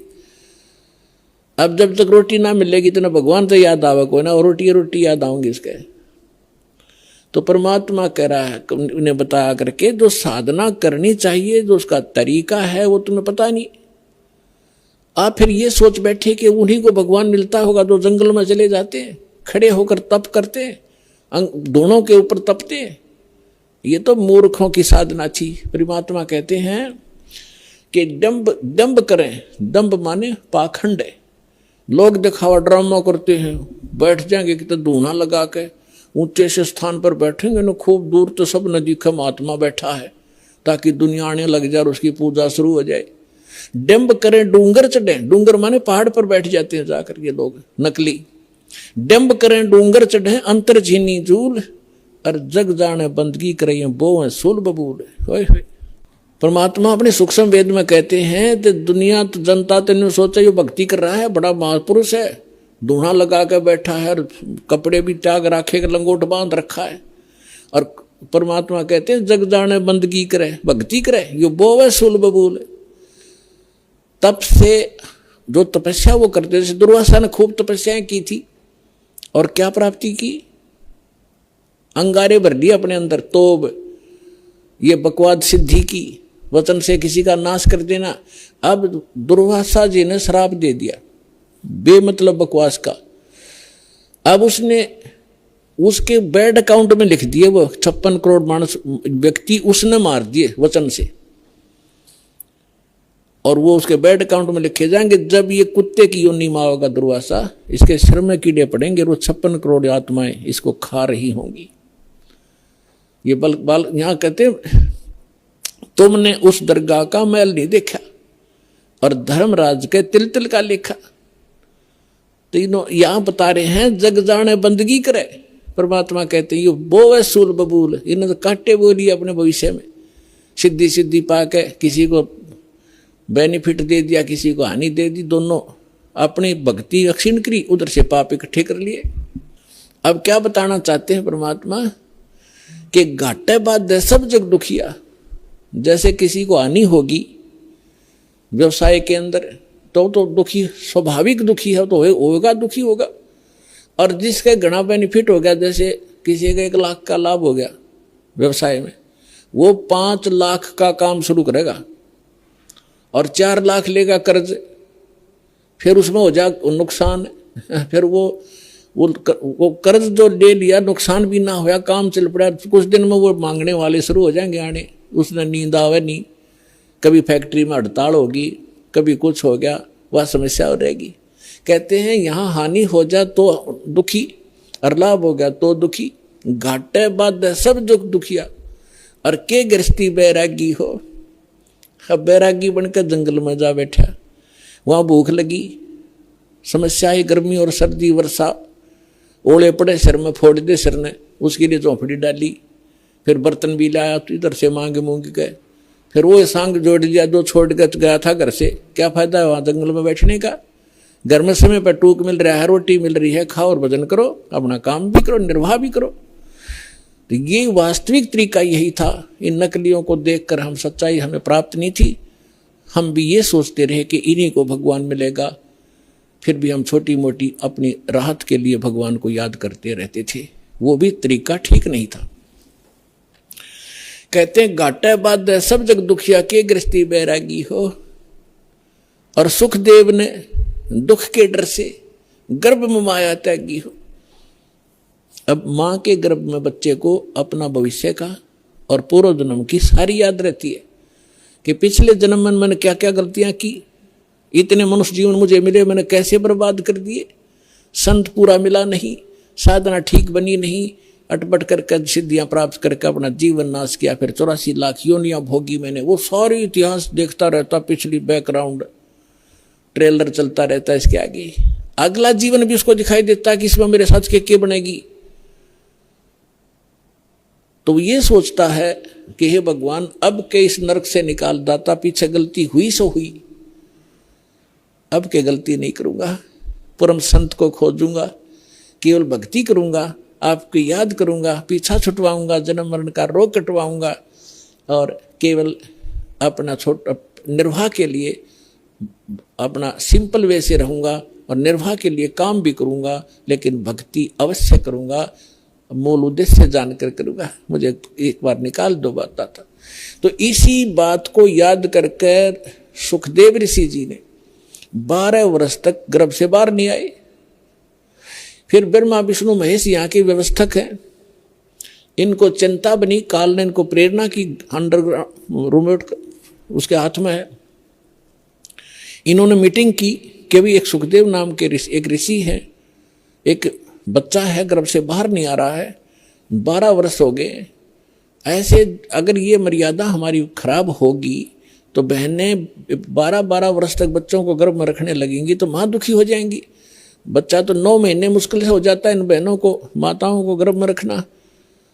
तो उन्होंने सोचा भी चलो वो ऋषि आत्मा है, उससे प्रार्थना करते हैं, उसी को कहते हैं, उसको मनाते हैं। दोनों तीनों आगे, तब तीनों ने आकर कहा कि ऋषि भाई सुखदेव तू बाहर आ जा, ऐसे ऐसे हमारी परंपरा खराब मत कर। तब उसने कहा कि भगवान बाहर आते ही आपकी त्रिगुणमयी माया से ये जीव इतना अंधा हो जाता है, इसको भूत भविष्य का कुछ याद नहीं रहता। आप ये अपनी माया रोक लो, तब मैं बाहर आऊं, कुछ देर के लिए रोक दो। तो उन्होंने कहा भाई देखो, इसको हम नहीं रोक सकते, ये हमारे बस से बाहर की बात है, हमारे अंदर एक ऐसा गुण भर रखा है, तो इसको हमारे लिए रोकना असंभव नहीं है। तो सुखदेव बोला मैं तो बाहर आऊं नहीं, चाहे 20 वर्ष रहना पड़ो, 100 वर्ष रहना पड़ो। तब उन्होंने लास्ट में ये फैसला किया भी हम ज्यादा देर नहीं रख सकते, हमारा शरीर फट जाएगा, हम केवल इतनी देर रख सकते। ये देख ले कितना क्षण है। सुखदेव जी ने कहा कि आप इतना ही रख लो, देर रोक दो इसको। तो जब वो बाहर आते हैं तुरंत उनकी तीनों गुणों का जो इफेक्ट है हमारे ऊपर एकदम असर करता है। उस समय जब वो माँ के गर्भ से बाहर आया तो वो इतनी देर रोके, इतनी देर में बाहर आ गए, वो चले गए। अपने आत्माओं उसको इस दुख के डरते हैं, गर्भ में माया त्यागी कि मैं इस संसार के चक्कर में नहीं पड़ूंगा, अपना मोक्ष कराऊंगा। मोक्ष बालकों का खेल है। घर से उठ गया आकाश, पिछले संस्कार से उसमें इतनी सिद्धि थी, आकाश में उड़ जाता था, आकाश में उड़ गया, आगे जाके धरती पर टिकना तो पड़ेगा, आकाश में कितने दिन रहेगा, रोटी भी खानी है, आगे नहाना धोना भी होता है। फिर वह पृथ्वी पर फिर गिरा वापस।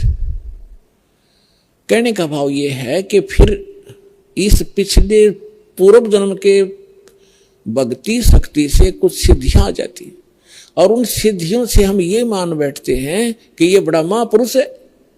सिद्धि तो इस प्राणी का सबसे बड़ा दुश्मन है, अरे इसके लिए ये, इसी के कारण ये सब ऋषि और महर्षि प्रसिद्ध हो रहे थे। अंत में आपने कथा बहुत बार सुनी है सुखदेव ऋषि की। ये ऋषि महर्षियों में जाता था, इसका बड़ा सत्कार करते थे, स्वर्ग लोक में जाता था, वहां भी इसको विशेष आसन दिया जाता था, बड़े महापुरुष हैं। एक दिन विष्णु लोक में चले गए। प्रत्येक डिस्ट्रिक्ट में और प्रत्येक प्रांत में गवर्नमेंट रेस्टोरेंट, गवर्नमेंट वो होते हैं, ये रेस्ट हाउस होते हैं, उसमें उच्च अधिकारी ही रुका करते हैं। तो ये सुखदेव प्रत्येक भगवानों की इन लोकों में, शिवलोक में, विष्णु लोक में, ब्रह्मा जी के लोक में, इंद्र के लोक में, इनके अपने अपने अलग से रेस्टोरेंट हैं जिसमें अधिकारी गण यानी देव लोग ही जाकर रुकते। तो ये पहुंच गया वहां पर सुखदेव ऋषि विष्णु जी के लोक में। उस रेस्ट हाउस में जाने लगा, सामने खड़ा था गेट कीपर, उसने रोक दिया, ऋषि जी रुको। कहाँ जी बोलो, आपका अपॉइंटमेंट लेटर दिखाओ, आप कौन हो, किस रैंक के हो। क्या मतलब कि आपका गुरु कौन है? कि मेरा कोई गुरु नहीं, मुझे गुरु की क्या आवश्यकता है, तो मेरे पास इतनी पावर है, ऐसी सिखती है। बोला जी ऐसे नहीं, इस रेस्ट हाउस में वही आ सकता है जिसके पास जिसका अपॉइंटमेंट हो रहा हो। और कहने का भाव यह है कि जो कोई अधिकारी हो, गुरु जिसने धारण कर रखा हो, और गुरु भी मान्यता प्राप्त हो, नकली गुरुओं से भी अलाउड नहीं आना, नकली गुरुओं के भक्ति करके गुरुओं से। तो ऋषि सुखदेव ने काफी उनके साथ जख मारा, लेकिन उन्होंने फाइनल कर दिया कि नहीं, विष्णु जी का आदेश है। तब ऋषि ने सोचा था, सुखदेव ऋषि ने, कि विष्णु जी बड़े खुश होंगे मेरे तय, मैं ऐसी भक्ति की हुई है और वो भगत बछल है। तो सुखदेव ऋषि ने कहा कि इस विष्णु जी से बात कराओ मेरी, तुम मुझे क्यों नहीं जाने दे रहे हो। तो वो पहरेदार गए विष्णु जी के पास, बाकी वहीं खड़ा रहा एक दो, कि भगवान ऐसे एक ऋषि आए हैं, सुखदेव नाम बता रहा है, और वो जिद कर रहा है इस स्वर्ग के अंदर रेस्टोरेंट में जाने का, रेस्ट हाउस के अंदर जाने की। तो विष्णु जी ने पूछा फिर आपने मना क्यों किया? कि उन्होंने बताया कि उनका गुरु नहीं है, कोई निगुरे है, वो अधिकारी नहीं है, और आपका आदेश है कि जो निगुरा व्यक्ति हो, जिसका गुरु नहीं हो, इसमें अलाउड नहीं है। आदेश दो भगवान, क्या आदेश आपका? कि बिल्कुल ठीक है, नहीं जाना चाहिए। अब वो जिद कर रहा है कि मैं भगवान से बात करके ही वापस जाऊंगा, नहीं तो यही बैठूंगा। तो भगवान विष्णु ने आए बाहर। अब ऋषि जी ने सोचा तो यूं था कि विष्णु जी बड़ी शाबाशी देंगे मेरे को, और ये सोच रहा था कि ये पहरेदार गेट कीपर ये मुझे जानबूझ कर हरास कर रहे हैं। विष्णु जी तो आते मुझे सीने से लगाएंगे, भगत वत्सल भगवान हैं, सतो गुणी हैं।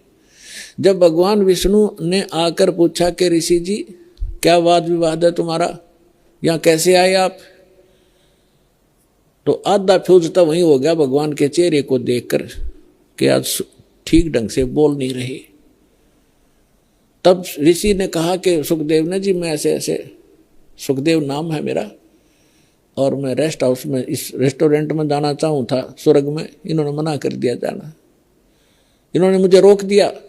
तो भगवान विष्णु ने उन्हीं के सामने पूछा पहरेदारों से, भी क्यों रोक दिया आपने ऋषि जी को। पहरेदारों ने बताया कि आपका आदेश है, जिनका गुरु नहीं है मान्यता प्राप्त गुरु, वो इस आपके रेस्टोरेंट यानी इस आपके स्वर्ग में अलाउड नहीं है। तब विष्णु जी ने पूछा क्यों ऋषि जी आपका कोई गुरु नहीं है? नहीं जी। सुखदेव बोले नहीं मेरा कोई गुरु नहीं, कि जाइए आप यहाँ से और गुरु बना कर आइए यहाँ पर। अपने आत्माओं देखो, सूक्ष्म वेद से ज्ञान से आपको पता चलेगा, सूक्ष्म वेद से, ये तत्व ज्ञान से। अब देखो अभी तक हम क्या देखा करते, दास ने खूब देखा, जिन्होंने लाल कपड़े पहन लिए और कोई गुरु पद प्राप्त कर लिया, घर त्याग दिया, सन्यास हो गए, ब्रह्मचारी हो गए, तो वो ये सोचा करते गृहस्थी तो एक नेग्लेक्टेड आदमी है। उनको ये जैसे पहले शूद्रों को सोचा करते थे, इनकी ऐसी दृष्टि थी इन ऋषियों की कि गृहस्थी तो एक वैसे रिजेक्टेड आदमी होता है, आदरणीय नहीं होता। अब सुखदेव ऋषि ने कहा कि जी मैं किसको गुरु बनाऊं, मेरे योग्य गुरु पृथ्वी पर नहीं है। तो भगवान ने कहा कि ऋषि जी ये भी तेरा वहम है, तेरा अहंकार बोल रहा है, और जाइए राजा जनक से को गुरु बनाइए। राजा जनक को गुरु बनाना, जो सीता जी के पिताजी कहलाए थे राजा जनक। अब राजा जनक के काफी रानियां थी, गृहस्थी थे और भगत भी थे। अब सुखदेव ऋषि इतना अहंकारी कि गृहस्थी लोग, राजा लोग तो मेरे चरण छूते हैं, और मैं गृहस्थी को जाकर के, राजा को जाकर के नमस्कार करूं, क्योंकि गुरु बनाना है तो प्रणाम भी करना है, दंडवत भी करनी है, मत्था भी रगड़ना है। अहंकार खड़ा हो गया, वहां से तो आ गया, लेकिन वो दूसरे स्वर्ग में, कॉमन स्वर्ग है इंद्र का लोक, उसमें ये चला जाता था। जब उसमें दोबारा गया उस दिन उसका चेहरा उतरा हुआ था। अन्य जो देव वहां बैठे थे वो कहने लगे ऋषि जी आज क्या बात है, मायूस बहुत हो तुम। तब ऋषि ने कहा कि ऐसे ऐसे मैं विष्णु जी के लोक में गया था, भगवान ने मुझे स्वर्ग में प्रवेश करने से मना कर दिया।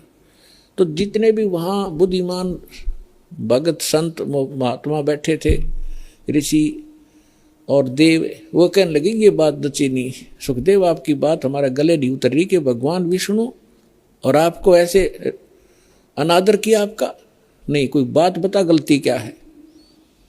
तब उसने बताया कि भगवान ने कहा कि तू गुरु नहीं बना रखा, इसलिए आप यहाँ रहने के अधिकारी नहीं हो। तब उन महापुरुषों ने जो वहां बैठे थे बुद्धिमान, उन्होंने कहा कि सुखदेव आपका कोई गुरु नहीं है? कि नहीं मेरा कोई गुरु नहीं है, धिक्कार है तेरे जन्म को। सभी ने एक स्वर में बोला जो बुद्धिमान होते, क्या करेगा तू इस मिट्टी का, ये बैटरी चार्ज है तेरी, कुछ दिनों में खत्म हो जाएंगी ये सब सिद्धियां, और कीड़े मकोड़े की पशुओं की योनि में जाएगा, गधा बनेगा, गुरु धारण करना पड़ेगा। और फिर दूसरा भगवान ने कह दिया, फिर अग्रम अग्रम कैसी भले आदमी, जब भगवान विष्णु ने कह दिया उसको, तो उसी को तुम भगवान मानते हो, तो उसी ने कह दिया गुरु बना, और फिर भी तेरे अंदर ये अगर मगर है तो काहे का तू ऋषि है। तब वहां क्या कहता है वो भाई, राजा जनक गृहस्थी भाई, कैसे शीस निभाऊं जाई। सुखदेव बोले ज्ञान विवेका हम स्त्री का मुख नहीं देखा। देख कहाँ अड़गी काल की आंट, अड़ंगा कहाँ डालिया उसने कि राजा जनक गृहस्थी बाई और कैसे शीश निभाऊं जाई। और बोले सुखदेव ज्ञान विवेका, अपनी बुद्धि से उसने खूब सोच समझ गया बात कही कि मैंने स्त्री का मुख नहीं देखा, मैं तो बाल ब्रह्मचारी हूँ और राजा एक गृहस्थी आदमी है, उसके घनी नारायणियाँ भी कई हैं, और उसको कैसे माथा टेकूंगा, कैसे ना सिर झुकाऊंगा, मेरी तो नाश हो जाएगा इज्जत का। तब ऋषि बोले भाई इज्जत ले ले, अर्चे भगवान ना तो अगली जन्म में गधा बनेगा या सारी इज्जत तेरी बिखरती फिरेगी ऋषि जी। अब उसको फिर एक झटका लगा एकदम, क्योंकि महात्मा भगत है वो, चल भगवान के लिए भटक रहा है, उसके अंदर जगह है भगवान की, लेकिन अज्ञान अहंकार, अज्ञान से अहंकार बनता है। तो उसको एकदम झटका लगा और उसकी एकदम पिछला बैकग्राउंड चल पड़ी। उसको थोड़ी सी झलक दिखाई दी कि एक समय ये सुखदेव ऋषि 84 लाख योनियों भोग रहा था, गधे की योनि में भटक रहा जन्मा था और अंधा हो गया। कुम्हार ने उसको त्याग दिया, जंगल में चला जा रहा था एक पगडंडी पे अटकल सी लगाता हुआ। आगे जाके एक नाला था थोड़ा सा 2.5-3-4 फुट का, लोग उस पे उसके ऊपर से कूद जाते थे और उसको कदम रख जाते थे आगे पीछे, ऐसे कोई इक्का दुक्का जाता था उस रास्ते से। तो सुखदेव यानी उस गधे अंधे ने वो दिखा नहीं नाला और उस नाले में फंस गया, आगे मुंह टिक गया, पीछे तो बैक लाग गई। अब कोई इक्का दुक्का व्यक्ति वहां उस रास्ते जाता था, दिन में 2-3 दिन में एक आध, वो निकाल नहीं सका उसको। उसके कमर पे पैर रखे व्यक्ति और पुली बना ली, पार होने लगे उसके ऊपर से।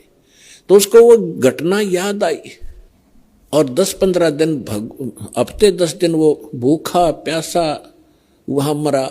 वो उसके सामने वो चक्कर काटने लगी वो घटना। तब राजा जनक से जाकर दीक्षा ली। ये लंबी कहानी है, फिर कब बताएंगे। तो यहां परमात्मा कहते हैं भाई घाटे बाधे सब जग दुखिया के गृहस्थी बैरागी हो।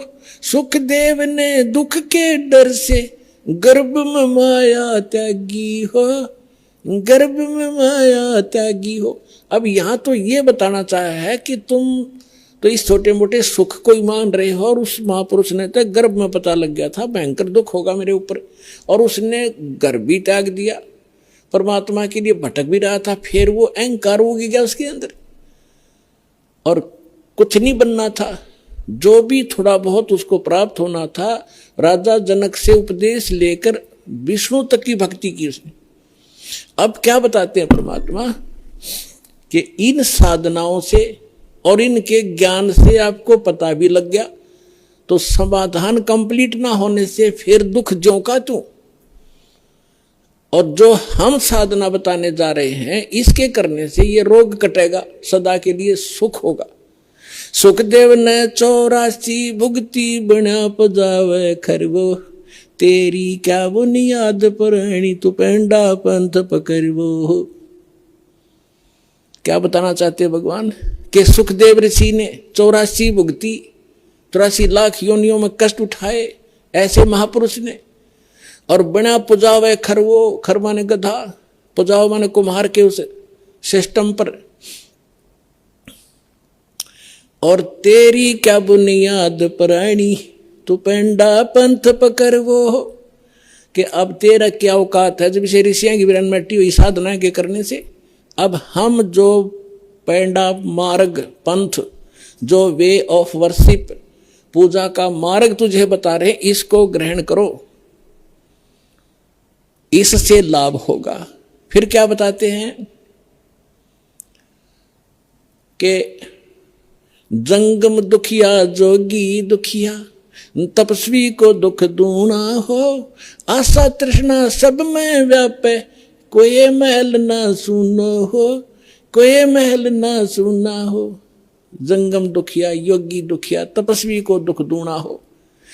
तपस्वी क्या करता है, एक जन्म में घोर तप करता है, अगले जन्म में राजा बनता है, तप से राज राज मदमानम, और जन्म तीसरे शुक्र सवानम, अगले जन्म में गधा बनता है राजा तीसरे जन्म में।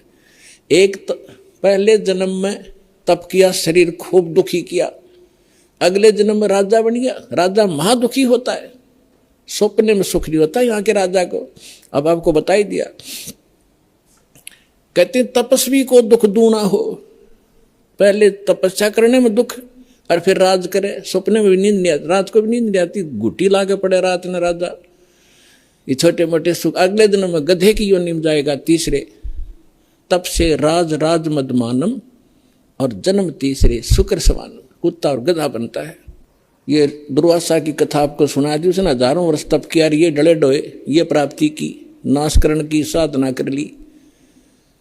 इसी प्रकार फिर बताते हैं कि साच कहूं तो जग नहीं माने, पर झूठ कही ना जाई हो, ये ब्रह्मा विष्णु शिव जी दुखिया, जिन ये राह चलाई हो, जिसने यहाँ इस जन्म पालन और मृत्यु का जो ये मार्ग चला रखा है, ये तीनों दुखिया। फिर क्या बताते हैं कि भूपति दुखिया, यानी पूरी पृथ्वी का शासक भी दुखिया, सुरपति दुखिया, भूपति दुखिया। सुरपति इंद्र वो महादुखी, और रंक दुखी बपरीती हो, और गरीब आदमी तो वैसे स्वाभाविक दुखी, रंक दुखी बपरीती हो। ये तो या तो रीत है कि गरीब वही दुखी रहे, सारी आपदाएं गरीब आया करती हैं। जो सत भक्ति नहीं करता, जो सत भक्ति नहीं करता गरीब, और जब भक्ति सही मिल जाती है, कबीर साहब कहते हैं, कहें कबीर और सब दुखिया, एक संत सुखी मन जीती हो, संत सुखी मन जीती हो। संत हो, परम भक्त हो, परम संत से दीक्षा लेकर के, और फिर जैसे संत बताते हैं, जो परम संत होगा, सतगुरु मिले तो इच्छा मेटे, पद मिल पदे समाना, चल हंसा उस लोक पठाऊं, जो आदि अमर अस्थाना। अब क्या बताते हैं कि सतगुरु मिलेंगे तो यहाँ की इच्छाएं समाप्त करवाओगे सबसे पहले, कि किसके लिए तू सारा जीवन नष्ट कर रहा है, इन कोठी और बंगलों के लिए। एक मिनट में मृत्यु हो जाती है, जोड़ा जाड़ा सारा छोड़कर गधा बनकर घूम रहा होता है। तो कहते हैं जब संत वो भक्त सुखी होगा, जो इस तत्व ज्ञान के आधार से अपना जीवन सफर तय करेगा, और कोई इस पृथ्वी पर सुखी नहीं हो सकता। समर्थ का शरणाग हो रघुहोरी हो, और कदे न हो ए काज राम रंग होरी हो। समर्थ की शरण में आओ, यहाँ के अंगार भी बुझा देगा आपके लिए, आपके जीवन में कांटे भरे उनको साफ कर देगा, और आपको यहाँ भी सुख देंगे, सतलोक में ले जाएंगे, आपका पूर्ण मोक्ष कराएंगे। पुरात्माओं, आप इतनी दूर से आते हो, और किस लिए? एक एक अक्षर को ज्ञान ध्यान से सुना करो। जैसे एक अच्छे विद्यार्थी होते हैं, प्रत्येक लेक्चर का प्रत्येक शब्द घोट लिया करते हैं, एक अक्षर को भी नहीं जाने देते कहीं हम फेल ना हो जाए। तो इस प्रकार आपको परमात्मा ने इतना समय दिया है, कितनी दूर से आपको लेकर आए हैं। करे करावे साइया मन में लहर उठा, दादू सर्जर जीव के आप बगल हो जा। भगवान ही आपको लाता है, आपको प्रेरणा करता है, आपके 100 कामों को सेट कराता है, तब आपको यहाँ ला। पता नहीं काल आन नहीं जाए, आपको ना जाने कहाँ धक्के खुआवा सारा दिन, और मृत्यु को प्राप्त हो जाए उसे डले ढो ढो के। ये मालिक की मेहर आपके ऊपर, आपको परमात्मा यहाँ लाते हैं, अपनी अमर कथा सुनने का थोड़ा सा समय निकलवाते हैं। इसको ध्यान से सुना करो। सत साई।